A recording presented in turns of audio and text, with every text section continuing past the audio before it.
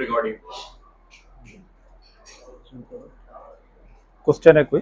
Sir ये मरियम नवाज साहिबा ने एक बयान दिया है पानी के हवाले से, पर आपका क्या कहना है पीपल्स पार्टी का? देखें, मरियम नवाज साहिबा का जो बयान है वो बेसिकली सिर्फ पानी पे नहीं है। वो मुस्लिम लीग नून की जो एक रिवायतन तहस्सुब परस्ताना और लिसानी सियासत है, वो एक बार फिर जो है वो बिल्ली थैले से बाहर आ गई है और जाग पंजाबी जाग के नारे के तनादर में हम देख रहे हैं।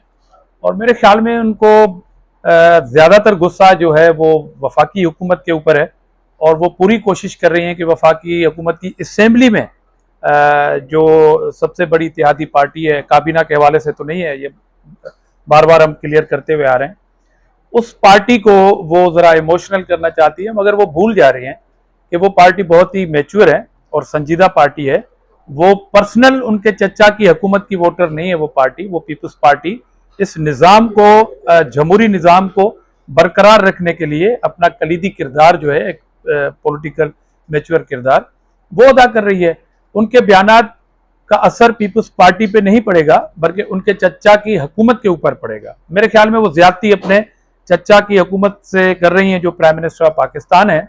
एक नहीं, कई बार जहां भी उन्होंने कोई एफर्ट्स प्राइम मिनिस्टर ने अवामी हवाले से लिए हैं, तो पीपल्स पार्टी ने, चेयरमैन बिलावल भुट्टो जरदारी साहब ने उनका बरमला इजहार किया और उनकी तारीफ की है। एक तो वो शायद हजम नहीं हो रही चीज़, और दूसरी बात कि वो अच्छी भली नींद में पंजाब हुकूमत सो रही थी। तो जो डिजास्टर आया अभी पानी के हवाले से पंजाब में, तो बिलावल भुट्टो जरदारी साहब ने, जिस तरह सिंध में आपको याद होगा कि 2022 में गली गली मोहल्ला मोहल्ला गांव गांव, और वो जो विक्टिम्स थे फ्लड के, वहां गए और उन्होंने दुनिया की तवज्जो यहाँ पर दिलाई, और आज दुनिया का एक बहुत बड़ा जो प्रोजेक्ट है हाउसिंग स्कीम का, वो काम कर रहा है। तो बिलावल भुट्टो जरदारी साहब ने पंजाब के जो किसान हैं कसूर से लेके मुल्तान तक, उनके साथ फर्श पर बैठ गए, जमीन पर बैठ गए, और उन्होंने इत्तेहादी हुकूमत के नाते मशवरा दिया हुकूमत को कि आप फिलहाल टेम्परेरी बेसिस पे बिस्प के थ्रू लोगों की मदद करें, और बाद में आप 15-15 से 20-20, 30-30 लाख पर फैमिली को दें। तो इस पर कोई हबाकत भी नहीं है, कोई पाबंदी भी नहीं थी। तो वो शायद नाराज हो गई है इस बात पे कि हम अच्छी भली नींद में सोए हुए थे। और ये कौन होता है बिलावल भुट्टो जरदारी, कि वो आके पंजाब के हारियों को जगाते हैं, फिर वो उनके साथ जमीन पर बैठते हैं, फिर वो उनके इश्यूज पे बात करते हैं, फिर वो इश्यूज के हल के लिए वो तजावीज देते हैं पंजाब हुकूमत को। तो मेरे ख्याल में इस पर जरा नाराजगी हो गई है उनकी। जहां तक कैनाल्स का इशू है, तो ये पंजाब के अवाम को बेवकूफ बनाने की कोशिश की जा रही है। ये इलीगल कैनाल्स जो रिजेक्ट हुए हैं या जिसको मंजूरी नहीं मिली, वो प्लेटफार्म है सीसीआई का, और ये प्रोजेक्ट था इरसा का। और इरसा का प्रोजेक्ट अल्टीमेटली हमने उस वक्त भी कहा था कि ये प्रेसिडेंसी में डिस्कस नहीं होता, ना उसकी अप्रूवल होती है, ये सीसीआई मैटर है। और वहां पे 5 वोट फेडरल गवर्नमेंट मुस्लिम लीग नून के थे, और उन्होंने यूनानिमसली इनको रिजेक्ट किया। वहां पर चीफ मिनिस्टर साहिबा मेंबर हैं, वोटर हैं सीसीआई की, वहां पर तो वो खामोश हैं। आज वो अपनी नाकामी, नालायकी का इजहार करने के बजाय वो निशाना कर रही हैं सिंध गवर्नमेंट को, सिंध के अवाम को और पीपल्स पार्टी को। एक तरीके से तो ये बात है, मगर दूसरी तरीके से पीपल्स पार्टी के लिए एक और आसानी पैदा हो गई कि हम उस वक्त भी कह रहे थे कि ये कैनाल्स की जो मंजूरी है वो प्रेसिडेंट हाउस में नहीं हुई, मगर हमारी बात को सुना नहीं जा रहा था, क्योंकि हर किसी को अपने अपने हिस्से की सियासत करनी थी। तो सब लोग पीपल्स पार्टी के खिलाफ सियासत में कूद पड़े थे।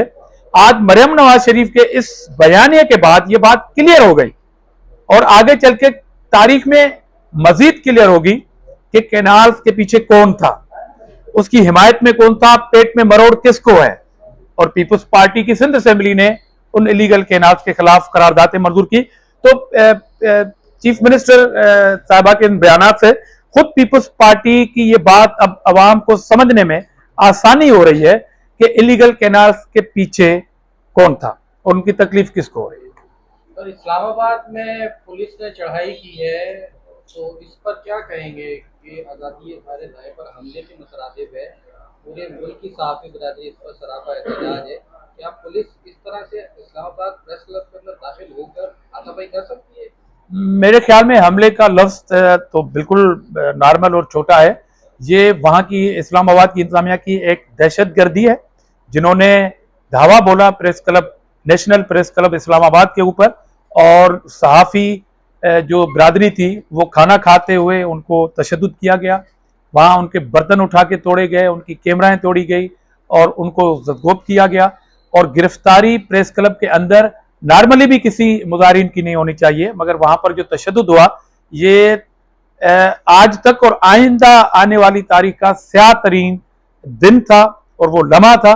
मैं अपील करता हूं फेडरल गवर्नमेंट से एक बार फिर कि वो इमीडिएटली उन तमाम जो SSP साहिबान थे जिनकी अहकामात पे इस्लामाबाद पुलिस ने दावा बोला है प्रेस क्लब के ऊपर, नेशनल प्रेस क्लब के ऊपर, उनको सस्पेंड कम सजा है, ऐसी कड़ी सजा मिलनी चाहिए कि उनको नौकरियों से उतारा जाए, ताकि इस तरह की जो हरकत और वाकयात है कोई और इंतजामिया करने से पहले 100 मरतबा सोचे। तो मैं पुरजोर मजम्मत भी करता हूं, पीपल्स पार्टी के हवाले से भी करता हूं और अपील करता हूं फेडरल गवर्नमेंट से कि माफी मांगना छोटी बात है, जो जिम्मेदारान हैं उनको कड़ी से कड़ी सजा दे। भाव संगल तो दो एक दो हाँ जरूर।